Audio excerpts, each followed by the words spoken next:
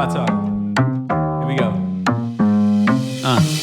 He said he living life as a gringo, where you question where you fit in every time you mingle. They say you do this with not enough that. My rapping is really bad. This life as a gringo.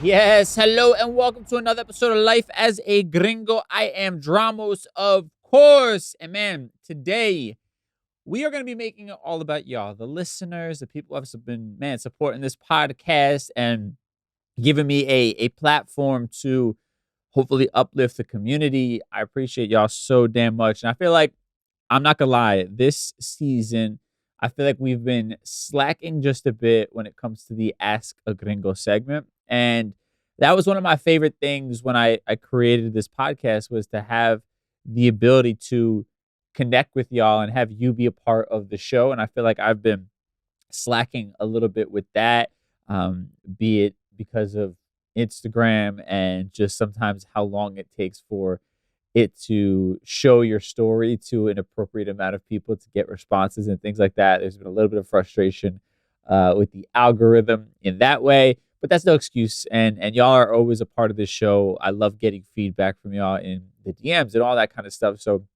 very much, I always encourage it. So today I kind of want to make it about you. And I had posted an Ask Me Anything on my Instagram to have y'all basically interview me for the podcast, and any pressing questions, be it serious, be it fun, whatever it might be, I want to have you be a part of the show. So today's show is basically going to be one long Ask a Gringo segment, and let you guys, interview me for today's show, especially as we get down to what is, we are finishing up season 2, which is crazy. We are, I think it's like 6 episodes left. So it's like 3 or 4 weeks left of the show, which is wild. So in the spirit of that, I wanted to make a show all about y'all and give you the chance to have your voices heard, as I like to do. So today is going to be one long Ask a Gringo segment. So without further ado, let's get into it. Ask a Gringo.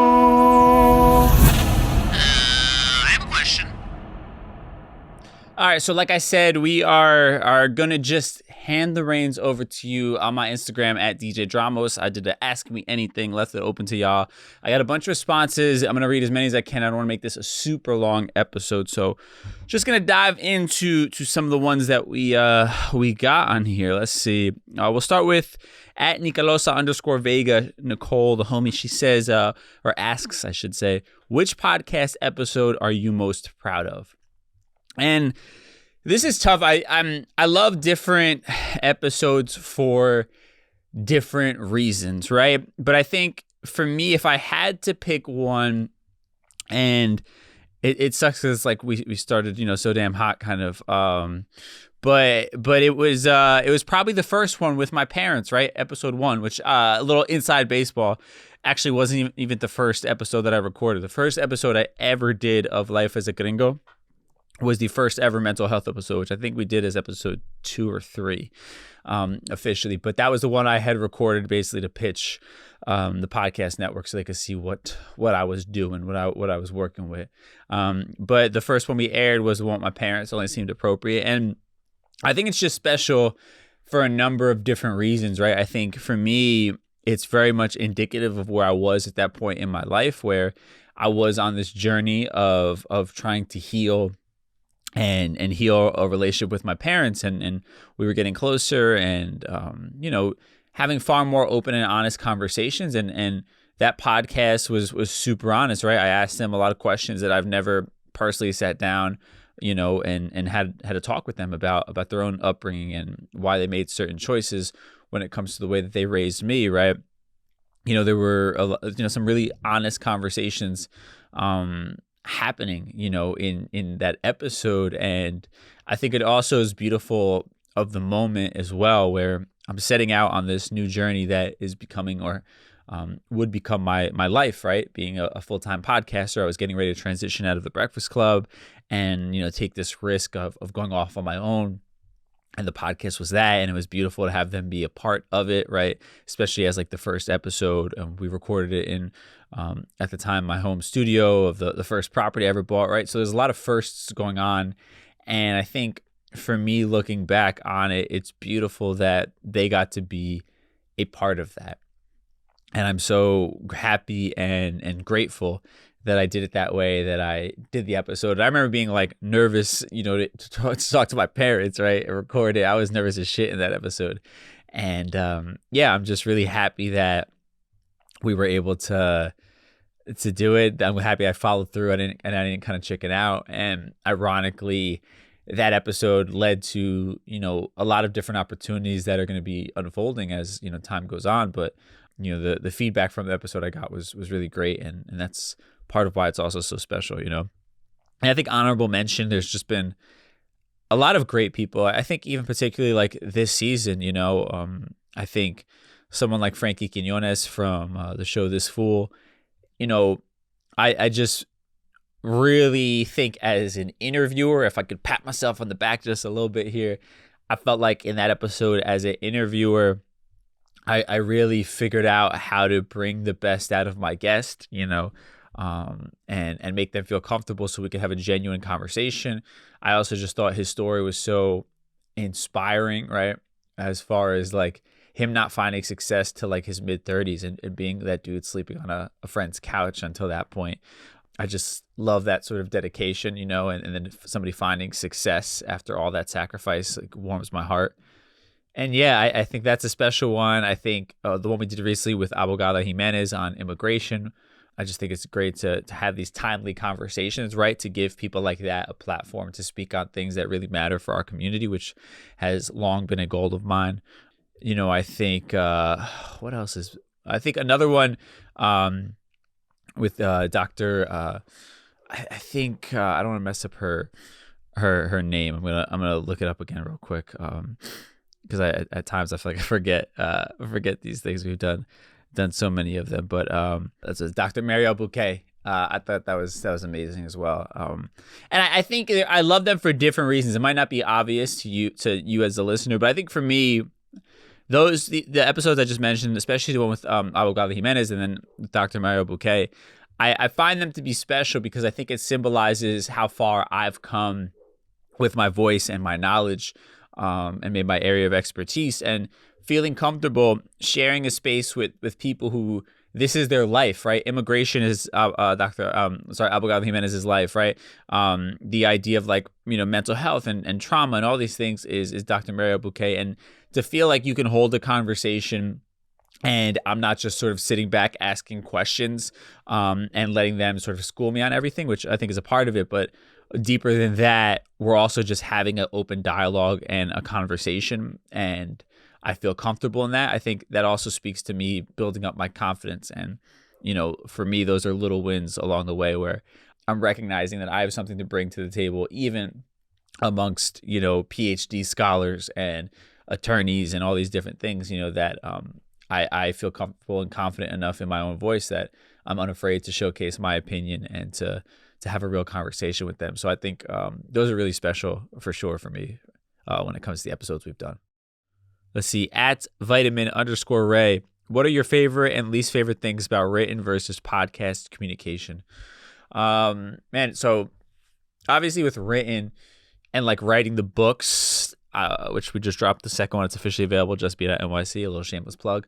But I think with the books, I love the fact that it's a bit more concise, right? I've gone through editing or really massaging my thoughts, right, to get them as sharp as I possibly could in that moment.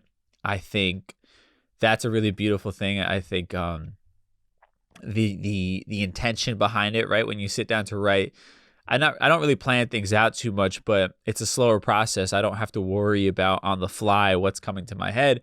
I'm really intentional in the moment where I'm like writing a story kind of, right? I'm thinking of what I'm feeling in the moment. How do I articulate it? How do I bring it to a conclusion? And I think that's the beautiful thing about writing, especially then combining with the photography. There's a presence in writing, I feel like, that I really enjoy, and it's kind of become my like peaceful morning thing to do, which I really love doing. And rereading some of it as I like post parts of it on social media and stuff. I'm just proud of myself. I think that it's been a goal of mine. I think it's a beautiful, beautiful medium. I love the fact that it's kind of more of like this lost art form, which obviously there's still people writing books and shit, but we're far more into like technology, and I love being able to hold a tangible book, especially one that I've written now. I think it's just amazing. And then when it comes to podcasting, I love that I can really just sort of go off of, you know, this wave of thoughts and see where it takes me, and I can communicate long form, right? Where in radio I was trying to make a concise thought within like 15 seconds of introing a song, where in podcasting, you know, theoretically the time is unlimited. I have enough time, as much as I need or want, to get to whatever point I'm trying to get across. And there's something beautiful about that, you know. I think having the freedom in podcasting, talk about whatever it is that I want, unfiltered, uncensored, I think, you know, it allows me to really give you far more of my authentic self than any other platform would, right?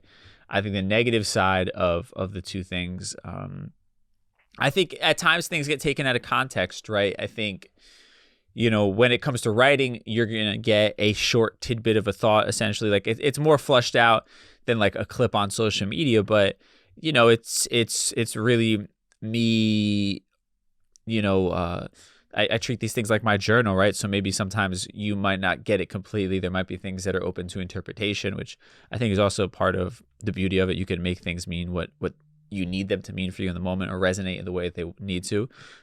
But I think, you know, with the written stuff, it's, I can't, you know, I don't really say there's too much of a negative with it. I love it. I love that it's a stamp in time. It's a moment in time, right? It's what I was feeling at that time. And I love the fact I can go reference it, you know? So I can't really say there's too much negative about written. I mean, the only thing I would say is not a lot of people read, right? So that might be the negative thing. And then with podcasting, I think it's a similar kind of thing. I think a lot of people have a really short attention span. So maybe they don't listen to the entire podcast, or I just think in general, when you're not having a one-on-one conversation where somebody can ask you a question in the moment, you're also leaving yourself open to other people running with their own interpretation of what you meant, right? And there's only but so much you can try to elaborate. Somebody is going to have their own response to the way you said something, and you know, sometimes it's not the way you intended it at all. And then obviously it gets even worse when you filter it down on social media and you try to post a 30-second reel of an hour-long podcast, right? But I think that's my only frustration, is there isn't like that dialogue you can have with somebody where they can one-on-one sort of like ask you to elaborate on things, you know? So that'd be the only sort of downside, I guess to it. I'd seen somebody recently, when referencing like what's going on in Israel and Palestine, that he had thoughts and opinions, but he wasn't going to showcase it or you know, say it on the internet, because he feels like people are just going to find ways to twist and turn it and mean something that he didn't intend at all, right? And I think that's in general when it comes to social media or media, that is where a little bit of the frustration might lie, is that people are going to make their own interpretations of things, no matter how much you try to put it in black and white, because of you know, it's a one-way conversation, if you will, right? So that'd be my only downside of it all. But other than that, I fucking love writing. I love podcasting. I love being able to create with these different mediums. I think it's a beautiful thing. Let's see. At Shoshana Withers has asked, what's your view on love and the dating scene currently? Man, as somebody who is fairly recently single out of a serious relationship, I hate the dating scene. I really do. I think it's atrocious. But I think modern dating, I'm trying not to sound like one of these old heads that is like, you know, hates everything new. But I think the modern dating scene has made us feel like we have endless amounts of options. Therefore, we like are so non-committal even to the most to the easiest thing, to literally just meeting somebody for a cup of coffee, right? It's like this whole process just to get to that point, right? And I think that's obviously with the advent of social media, and you know, everybody has access to everybody. Women have a countless supply of men in their DMs offering to take them out or giving them some sort of positive reinforcement feedback. Social media, you know, I think is like the mecca of validation, and I think the mecca of making you feel like there are so many things out there that you don't have that you need to try, type of thing, right? And I think dating apps, which have become the norm, right? It's like less and less normal to meet somebody out in the wild, as they say. So dating apps are norm. And again, like that's sort of also in the favor of women, right? Because there are going to be more men pursuing women on those apps than vice versa usually. And yeah, I don't know. I'm trying to like articulate my thoughts and feelings on it properly. Let me like really internalize it, right? I also think like social media has created really unrealistic expectations for relationships, right? I think we are constantly inundated with this idea of like excess and these gigantic public displays of your interest. And I think we forget about the core of what really matters when it comes to dating somebody, particularly when it comes to wanting to get into a relationship long term. Because I've had this conversation recently with one of my female friends, and she was talking about the idea of like, she was pushing back, I should say, on my notion that like for a first date, I really just want to do like a coffee date because I don't want to invest all of this time and energy into someone that I don't even know if I like them or they're going to like me, right? Coffee is easy. We can sit down for an hour, have a conversation. If we're having fun, we can extend it. If not, no hard feelings. It was coffee. It's not going to last for that long, right? And also, it doesn't have the social lubricants of like, we're going out to dinner. There's a lot of energy in the room, right? We're sharing food or we're drinking, right? All these things that like add extra elements of excitement to something and sort of cloud or convolute what you're really feeling in the moment. Whereas like a coffee date is like, bro, it's a cool little coffee shop. You're having a cup of coffee, but there ain't much else going on. Like you have to actually figure out a way to have a real conversation with somebody and do it sober, right? In the middle of the day. And that's difficult, right? Like that in itself is, I feel like, a fish out of water because it's become so normalized for us to get a drink as a first date or to, have drinks involved or be in a social setting or some sort of activity where the atmosphere itself alleviates a bit of that tension and nervousness, right? And I think that sort of takes away from having to really establish a connection with somebody, right? Because I've done that in the past where I've gone on dates with somebody. We've met for drinks, had a great time. We got drunk and had the best time running around the city, right? And then we meet up for a second date and maybe it's like something, a little more chill. It's dinner and maybe, or maybe they come back to, your house, you cook them dinner, whatever it is. And then you realize, wow, that first date was fun, but it was fun because of the experience, not because of the person. I'm actually really not that interested in the person themselves, right?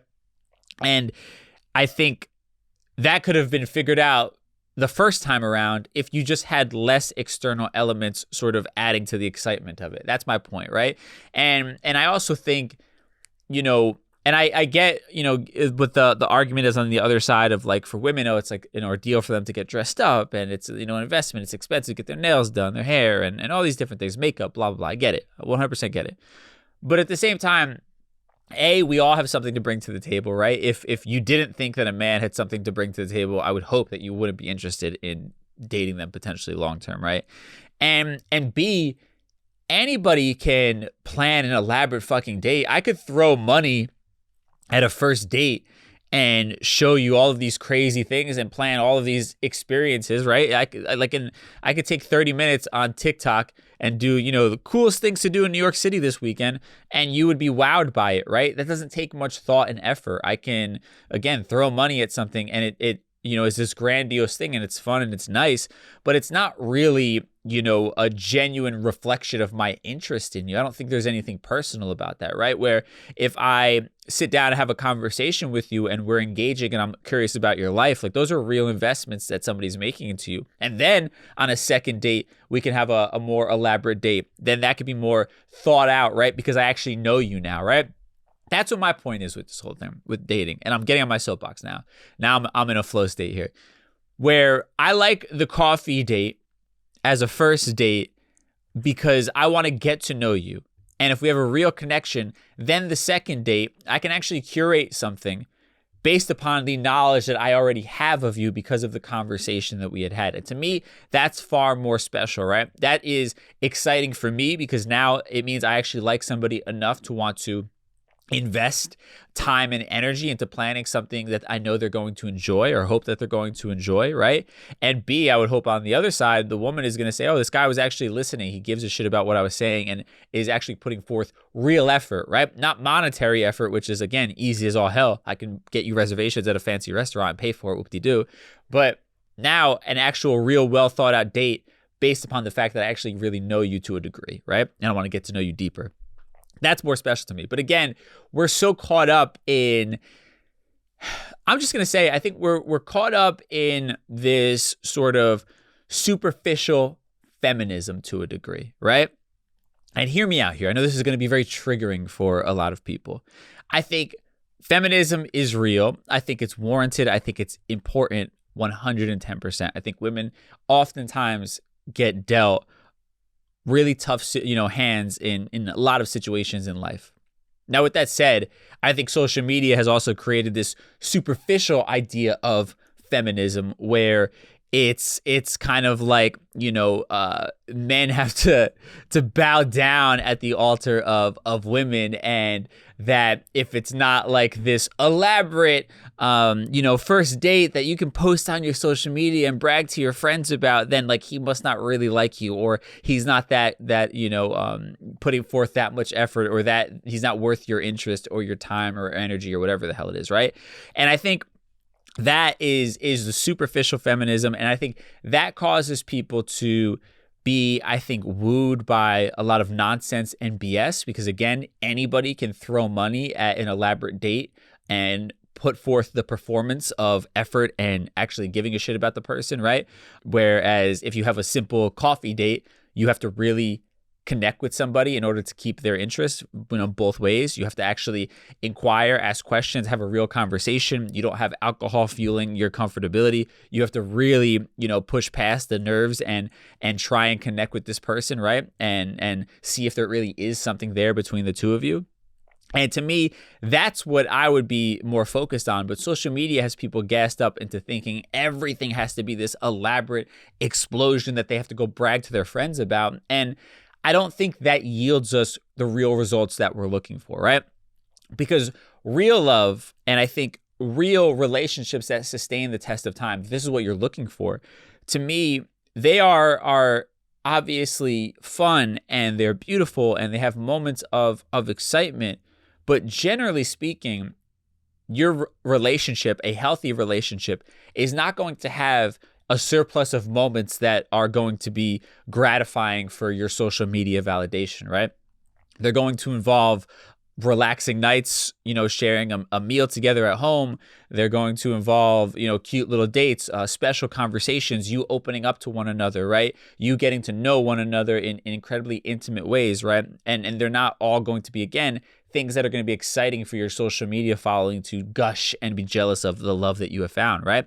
But that's real love. To me, real love is finding home in another person, right? And what is home? Home is comfort. Home is a place where you can let your guard down. You could truly be yourself. You can look forward to being home after a long and tumultuous week of living life, right? You feel the relief when you get home, when you walk through that door. And I think your relationship should feel like that as well on a consistent basis more often than not. But we have this fictitious idea of what love is supposed to look like, and we think it's supposed to be elaborate, and we think that you're supposed to prove your love or your interest with these, elaborate displays of affection or interest. And again, all that stuff is superficial, and not to say you're not worthy of that sort of treatment, but you thinking that if a man isn't doing those things must mean he's not that interested, or he's not someone worth your time. I think you're again setting yourself up for disappointment at the end of the day, because you're not actually basing your attraction or interest on anything real or tangible or something that could sustain the test of time.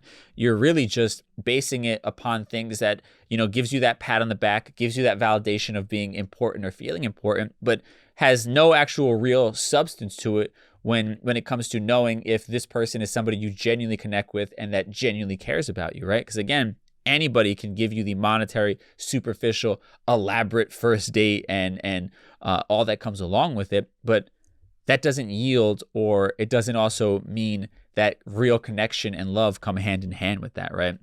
And I think that's what we're sort of conflating. I think we're putting our priorities in the wrong places, and we're more concerned with sort of living up to this idea of what it's supposed to look like, rather than actually prioritizing building genuine connection with somebody, or trying to see if there is a genuine connection with somebody.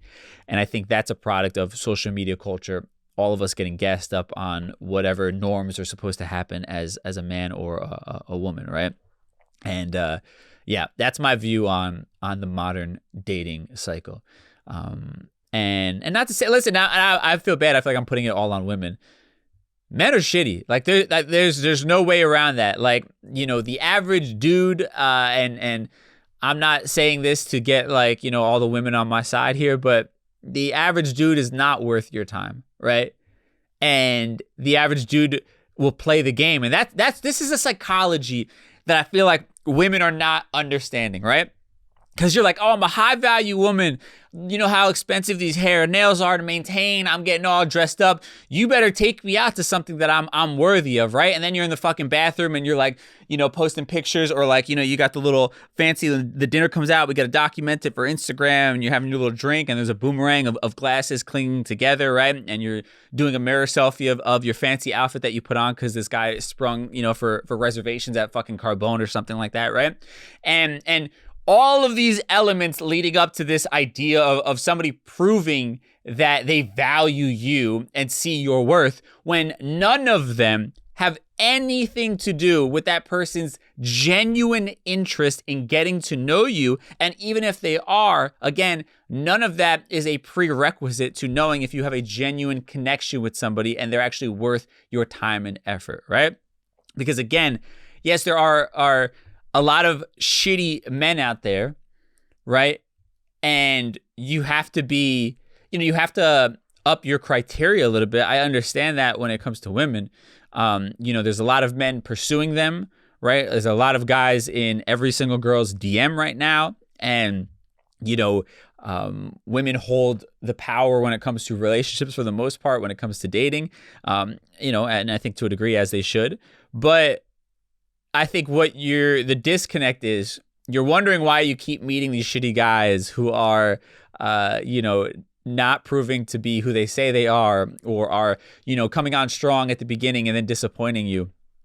It's because you got caught up in things that don't matter. Again, anybody can give you the superficial, elaborate first date that just costs money. Anybody with a credit card can give you that. It's not proof of them being a good, thoughtful person, right? And you are conflating the two. You are thinking that because this person has this elaborate first date for you, they're throwing money at this fancy restaurant and you have to get all dressed up for it, you're thinking that is a showcase of their effort and interest. It's not. That's actually the easiest thing that they can do. They literally can make a reservation on Resy. They can go on TikTok and see whatever the cute date spot is in New York to impress your first date. And that's that. It's not much thought that goes into it, right? Whereas somebody genuinely taking the time to have to sit down over like a cup of coffee and get to know you and keep the conversation interesting without any outside elements of, you know, alcohol, food, entertainment, right? But they're genuinely just having to keep you engaged through conversation. That's the real test right there. Are they willing to put forth that kind of effort? That shows you what they're in it for, right? Because chances are at 2:00 in the afternoon, meeting somebody up for a cup of coffee, stone cold sober, you're probably not going to go home with them, right? The odds are not in their favor, and guys know that. So that's why most guys will avoid that kind of date if all they're looking for is a quick hookup. Yet you think that because they're taking you out to some fancy spot for dinner and drinks, that's yielding more effort and he must be more serious about it. And it's the complete opposite. Dinner and drinks is a far easier path to getting a woman to come home with you than coffee at 2:00 in the afternoon, right? And that's what women need to get through their heads at the end of the day. I'm not excusing men's behavior whatsoever. I'm just letting you know that you are prioritizing the wrong things, and it's why you're single. I mean, and that's me and my soapbox. Whoever it offends, sorry. That's the truth for whatever, 90% of you. That's my thoughts on modern dating. Somebody asked. And this is my answer. I'm not apologizing for it. Now, moving on to another question that came up. I went in on that one. I apologize. Let's see. At Glaspie212 said, what led you to music and your passion for truth? Let's see. I mean, I'm coming down from that last one. I don't know. I've always loved music. I think even as a kid, like my dad had a big stereo system in the basement with like a crazy collection of CDs, and I was obsessed with it, like the big speakers and everything, and playing with it.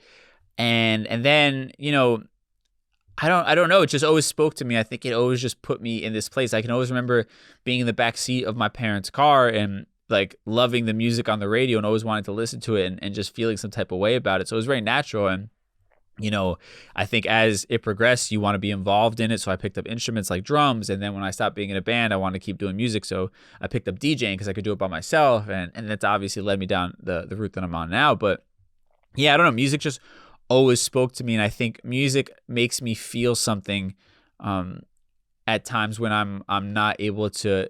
I don't know, it connects me with my emotions, right? There are times I hear music, I hear lyrics, I hear a melody, and it makes me feel an emotion that I can't kind of put into words, right? And that's what's sort of special to me about it.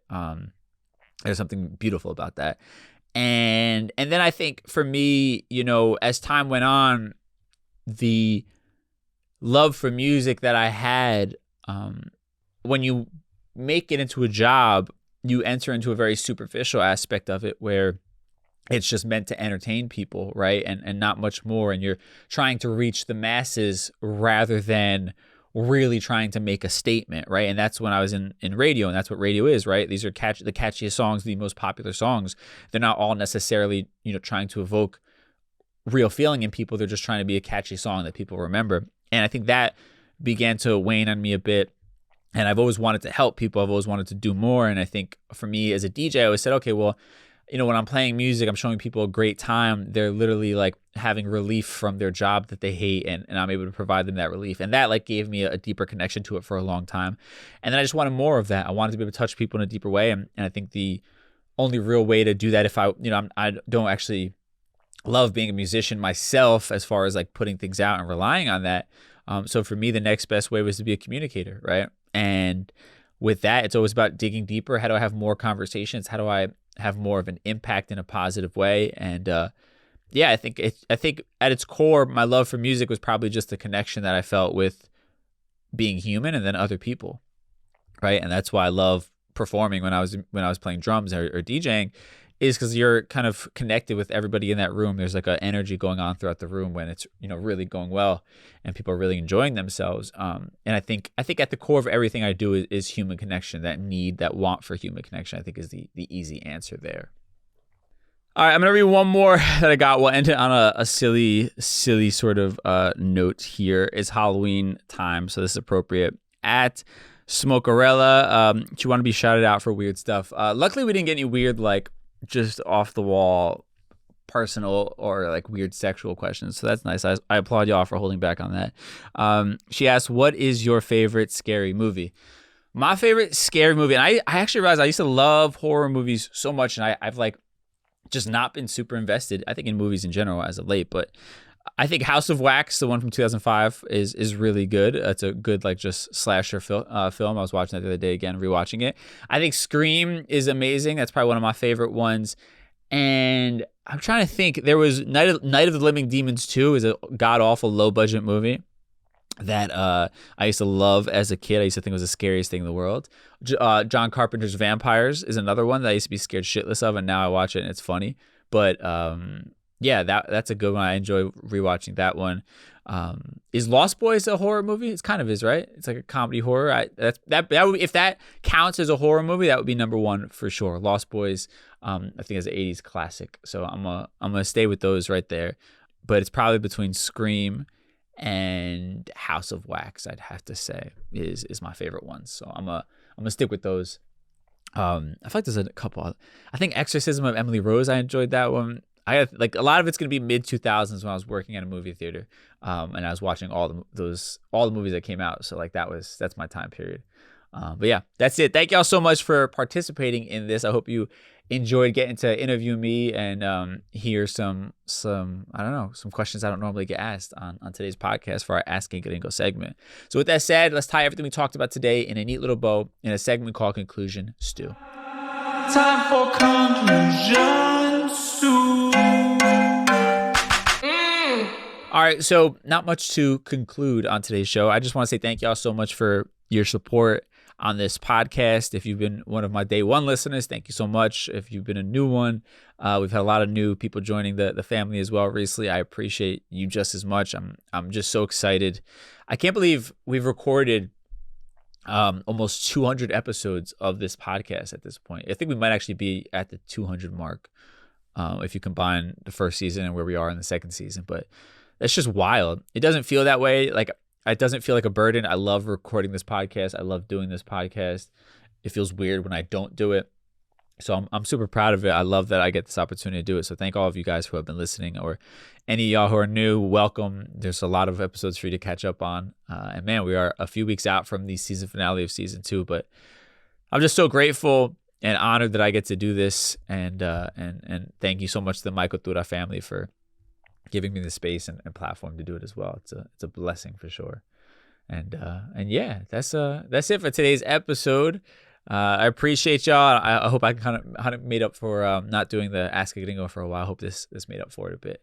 But I will catch y'all on Thursday for our Thursday Trends episode. Also, Street Stoic, my second podcast, the second season debuts on Monday. This Monday, what is the date on that one? Is it the 23rd? Yeah, Monday the 23rd, debut, episode number 1, Street Stoic podcast season 2.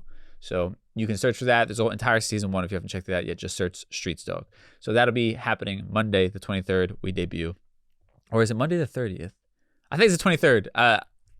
I'll correct it if I was wrong on Thursday Trends, but I'm pretty sure it'll be Monday the 23rd. So thank y'all so much for tuning in. I'll catch you on Thursday for Thursday Trends. Till then, stay safe. We'll talk soon. Peace.